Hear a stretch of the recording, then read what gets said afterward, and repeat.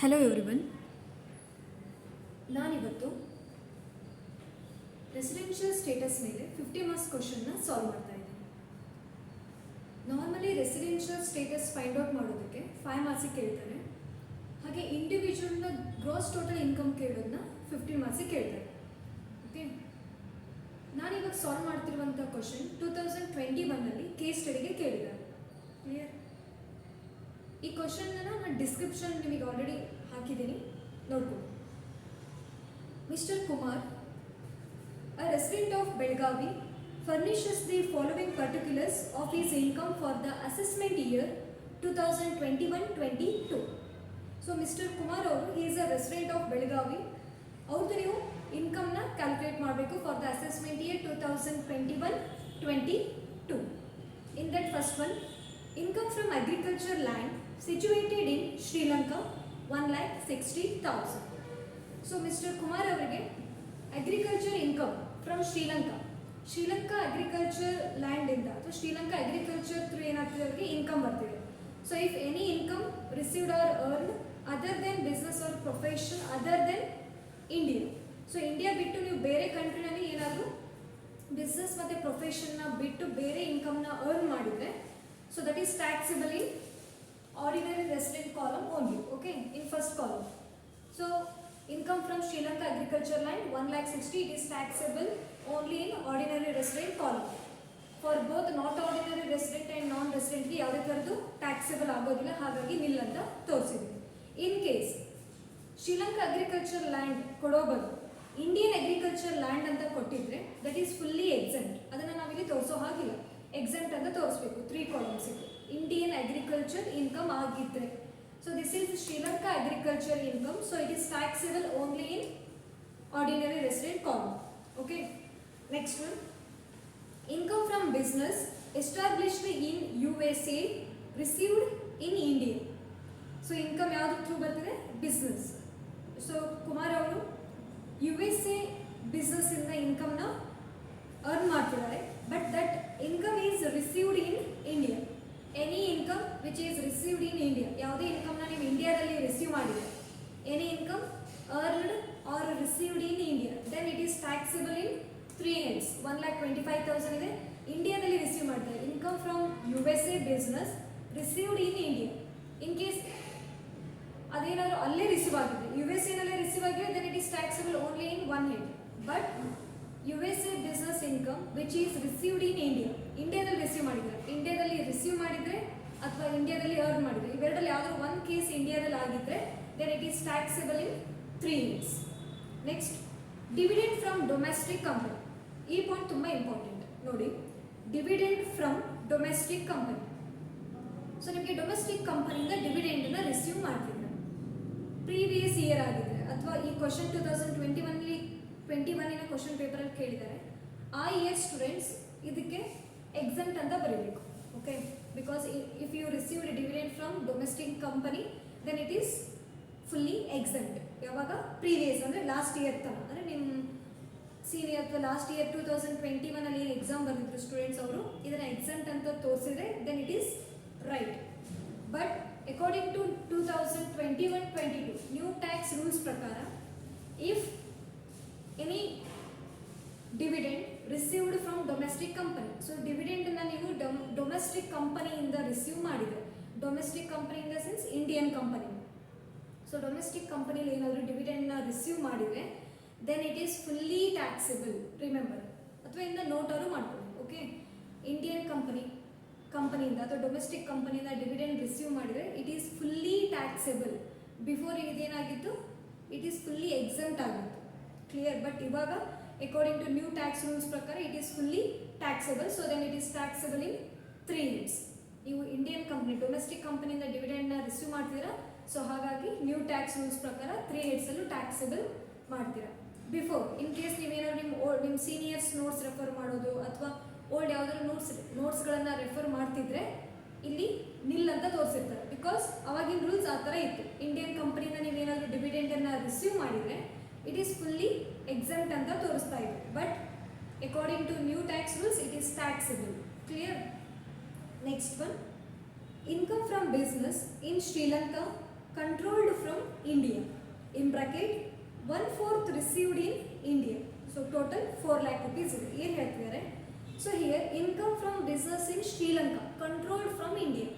So ಇದು ಯಾವ ಹೆಡ್ಡಲ್ಲಿ ಬರುತ್ತೆ? If any income earned or received other than India from business or profession but that business is controlled from India.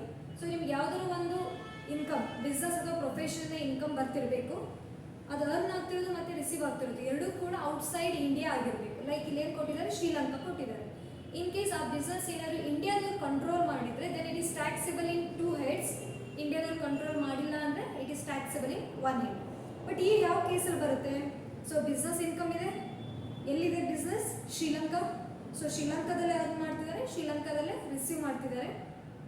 But ಅದರಲ್ಲಿ total ಎಷ್ಟು amount ಇದೆ? 4 lakh amount ಇದೆ. That means 4 lakh ಅಂದರೆ in that 4 lakh 1/4 amount is received in India. ಇವಾಗ for example ಈಗ ನಾನು diagram ಹಾಕಿದೆ, ಈ ಟೋಟಲ್ ಇನ್ಕಮ್ ಅಂತ ಅನ್ಕೊಳ್ಳಿ. ಟೋಟಲ್ ಇನ್ಕಮ್ 4 lakh ಇದೆ. ಸೊ 4 lakh ಅಲ್ಲಿ 1/4 ಅಂದರೆ ಈ 4 ಪಾರ್ಟ್ಸ್ ಇದೆ, ಇದರಲ್ಲಿ 1 ಪಾರ್ಟನ್ನು ಇಂಡಿಯಾದಲ್ಲಿ ರಿಸೀವ್ ಮಾಡ್ತಿದ್ದಾರೆ. 1/4 ರಿಸೀವ್ಡ್ ಇನ್ ಇಂಡಿಯಾ ಅಂತ ಕೇಳಿದ್ದಾರೆ.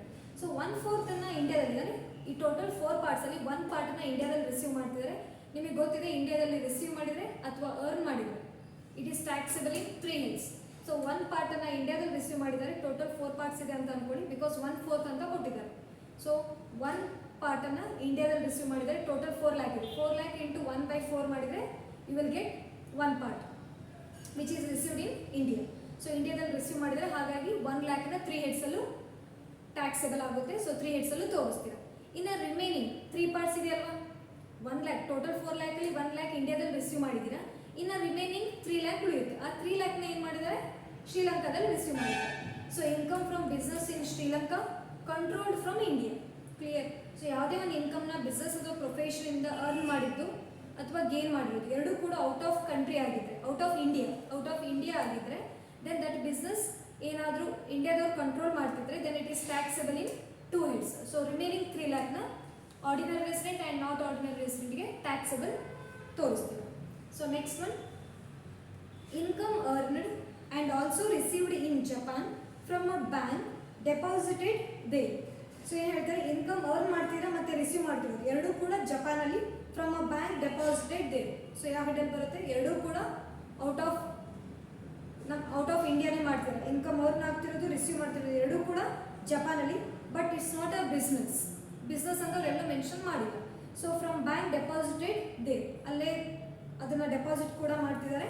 So that is 1,50,000. If any income earned and received other than business or profession in other countries, India ಬಿಟ್ಟು ಬೇರೆ ಕಂಟ್ರಿನಲ್ಲಿ ಅರ್ನ್ ಮಾಡಿ ರಿಸೀವ್ ಮಾಡಿದರೆ, ಬಿಸ್ನೆಸ್ ಅಥವಾ ಪ್ರೊಫೆಷನ್ನ ಬಿಟ್ಟು ಬೇರೆ ಯಾವುದೇ ಸೋರ್ಸಿಂದ ಅರ್ನ್ ಮಾಡಿದ್ರು ಕೂಡ then it is taxable in single head. Agriculture income ಹೇಗೆ ಮಾಡಿದ್ರಲ್ಲ ಅದೇ ಥರ ಇದು ಕೂಡ 1,50,000 only taxable in first head, remaining 2 columns nil.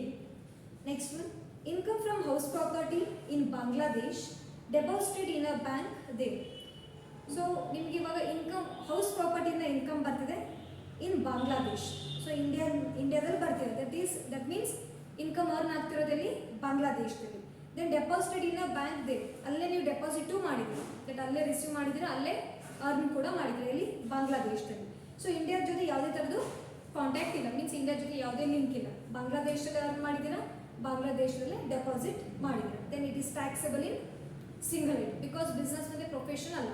If any income earned and received other than business or profession in other countries other than India, then it is taxable in single head. For not ordinary and non-resident ಗೆ nil ಅಂತ ತೋರಿಸ್ತೀವಿ. Next, past untaxed foreign income brought into India during the previous year. So past untaxed foreign income brought into India. So untaxed foreign income, so ಅದಕ್ಕೆ tax ಕೂಡ charge ಆಗಿಲ್ಲ. Past untaxed foreign income brought in to India. So past ಇಯರಲ್ಲಿ ಯಾವುದೋ ಒಂದು income generate ಆಗಿರುತ್ತೆ ಫಾರಿನಲ್ಲಿ, ಅದು ಕೂಡ ಅನ್ಟ್ಯಾಕ್ಸ್ ಅಂದರೆ ಟ್ಯಾಕ್ಸ್ ಮಾಡಿರೋದಿಲ್ಲ. ಅದನ್ನ ನೀವು ಇಂಡಿಯಾಗೆ ತೊಗೊಂಡ್ಬಂದರೆ that is exempt in all 3 heads, that is exempt from tax. Clear?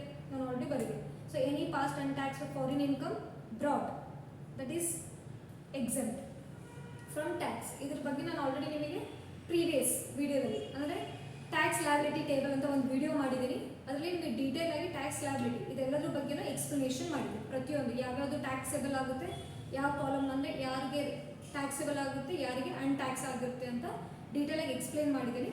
So ಈ ಕ್ವಶನ್ ನಿಮಗೆ ಅರ್ಥ ಆಗಬೇಕು ಅಂದರೆ ಈಸಿಯಾಗಿ ಫಸ್ಟ್ ನೀವು ಆ ವಿಡಿಯೋ ನೋಡ್ಕೊಳ್ಳಿ, then it will be very helpful for you. Okay, so next salary received in India ₹30,000. So salary receive ಮಾಡಿದ್ದೀರಾ ಇಂಡಿಯಾದಲ್ಲಿ. ಸೊ ಇಂಡಿಯಾದಲ್ಲಿ ರಿಸೀವ್ ಮಾಡಿದ್ದೀರಾ ಅಂದರೆ again it is taxable in 3 heads.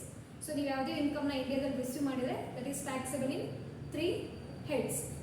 Next, compute his gross total income for the assessment year 2021-22 if he is a resident in India, not ordinary resident and non-resident. So ಇಷ್ಟೇ ಇದೆ question. So next ಕೆಳಗಡೆ case studies ಕೊಟ್ಟಿದ್ದಾರೆ. Is there any difference in gross total income?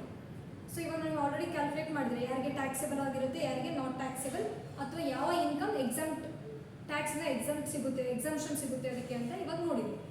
So next case study ಕೇಳ್ತಿದ್ದಾರೆ, is there any difference in gross total income? So total ಮಾಡಿ, ಪ್ರತಿಯೊಂದು ಕಾಲಮಿಂದ total ಮಾಡಿದ ಮೇಲೆ ಕ್ವಶನ್ ಕೇಳ್ತಾರೆ, is there any difference in GIT? ಅಂದರೆ gross total ಇನ್ಕಮಲ್ಲಿ ಏನಾದರೂ ಡಿಫ್ರೆನ್ಸ್ ಇದೆಯಾ, ಕಾಣಿಸ್ತಿದೆಯಾ, ಡಿಫ್ರೆನ್ಸ್ ಇದೆಯಾ? ಆರ್ಡಿನರಿ ರೆಸಿಡೆಂಟ್ದು 10,05,000 ಇದೆ, ನಾಟ್ ಆರ್ಡಿನರಿ ರೆಸಿಡೆಂಟ್ 6,35,000 ಇದೆ, ನಾನ್ ರೆಸಿಡೆಂಟ್ದು 3,35,000 ಇದೆ. ಸೊ ಡಿಫ್ರೆನ್ಸ್ ಇದೆಯಾ? ಎಸ್ ಇದೆ. That means is there any difference in gross total income? ಏನಂತ ತೋರಿಸ್ತೀರಾ? Yes, there is a difference in GIT. So next question ಕೇಳ್ತಿದ್ದಾರೆ, if yes give reason. In case ಈ ಕ್ವಶನ್ಗೆ if is there any difference in GIT ನೀವು yes ಅಂತ answer ಮಾಡಿದರೆ ಅದಕ್ಕೆ ರೀಸನ್ಸನ್ನು ಬರೀಬೇಕು. ಏನು reasons? So all the incomes are not treated as equal to all the resident. ಪ್ರತಿಯೊಬ್ಬ ರೆಸಿಡೆಂಟ್ಗೂ ನೀವು ಎಲ್ಲ ಇನ್ಕಮ್ಗಳನ್ನು ಒಂದೇ ಥರ ಟ್ರೀಟ್ ಮಾಡೋದಿಲ್ಲ. ಹಾಗಾಗಿ ಗ್ರಾಸ್ ಟೋಟಲ್ ಇನ್ಕಮ್ ಅಂದರೆ ಪ್ರತಿಯೊಂದಕ್ಕೂ ಕಂಡೀಷನ್ಸ್ ಏನಾಗುತ್ತೆ, ಚೇಂಜ್ ಆಗ್ತಾ ಹೋಗುತ್ತೆ. ಹಾಗಾಗಿ ಗ್ರಾಸ್ ಟೋಟಲ್ ಇನ್ಕಮಲ್ಲಿ ಏನಾಗಿರುತ್ತೆ, ಚೇಂಜಸ್ ಕಾಣಿಸುತ್ತೆ. ಕ್ಲಿಯರ್? ಐ ಹೋಪ್ ಅರ್ಥ ಆಗಿದೆ ಅಂತ ಅಂದ್ಕೊಳ್ತೀನಿ. ಅರ್ಥ ಆಗಿಲ್ಲ ಅಂದರೆ ಸೊ ಫಸ್ಟ್ ಇದ್ರದ್ದೇನು ರೂಲ್ಸ್ ಇದೆ, ರೆಸಿಡೆನ್ಷಿಯಲ್ ಟ್ಯಾಕ್ಸ್ ಲ್ಯಾಬಿಲಿಟಿ ಟೇಬಲ್ ಅಂತ ನಾನು ಆಲ್ರೆಡಿ ಒಂದು ವಿಡಿಯೋ ಮಾಡಿದ್ದೀನಿ, ಅದನ್ನು ನೀಟಾಗಿ ನೋಡ್ಕೊಳ್ಳಿ. ಬೇಕು ಅಂದರೆ ಡಿಸ್ಕ್ರಿಪ್ಷನಲ್ಲಿ ನಾನು ಅದಕ್ಕೆ ಲಿಂಕನ್ನು ಶೇರ್ ಮಾಡಿರ್ತೀನಿ. ಸೊ ಕ್ಲಿಯರಾಗಿ ಅದು ಫಸ್ಟ್ ಅದನ್ನು ನೋಡ್ಕೊಳ್ಳಿ. ಅದಾದಮೇಲೆ ನಿಮ್ಗೆ ಇದು ಈಸಿಯಾಗಿ ಅರ್ಥ ಆಗುತ್ತೆ. ಸಿಂಪಲ್. ಇಂಡಿಯಾದಲ್ಲಿ ರಿಸೀವ್ ಮಾಡಿದರೆ, ಇಂಡಿಯಾದಲ್ಲೇ ಅರ್ನ್ ಮಾಡಿದರೆ 3 ಹೆಡ್ಸಲ್ಲೂ ಟ್ಯಾಕ್ಸೇಬಲ್ ಆಗುತ್ತೆ.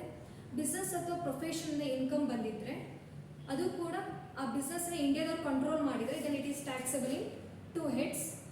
ಅದರಲ್ಲಿ ಒಂದು ಪಾರ್ಟನ್ನು ಇಂಡಿಯಾದಲ್ಲಿ ರಿಸೀವ್ ಮಾಡಿದರೆ, ನಿಮಗೆ ಗೊತ್ತಿದೆ ಇಂಡಿಯಾದಲ್ಲಿ ರಿಸೀವ್ ಮಾಡಿದರೆ it's taxable in 3 heads. Clear? In case ಇಂಡಿಯಾದವ್ರದ್ದು ಕಂಟ್ರೋಲ್ ಇಲ್ಲ ಅಂದರೆ, ಇದರಲ್ಲಿ ಕೇಳಿಲ್ಲ ಆ ಪಾಯಿಂಟನ್ನು, ಬಟ್ ನಾನು ಹೇಳ್ತಾ ಇದ್ದೀನಿ. ಸೊ ಇಂಡಿಯಾದಲ್ಲಿ ಕಂಟ್ರೋಲ್ ಇಲ್ಲ ಅಂದರೆ ಓನ್ಲಿ ಟ್ಯಾಕ್ಸೇಬಲ್ ಇನ್ 1 ಹೆಡ್. ಕ್ಲಿಯರ್? ಸಿಂಪಲ್ ಇದೆ, ಅರ್ಥ ಮಾಡ್ಕೊಳ್ಳಿ.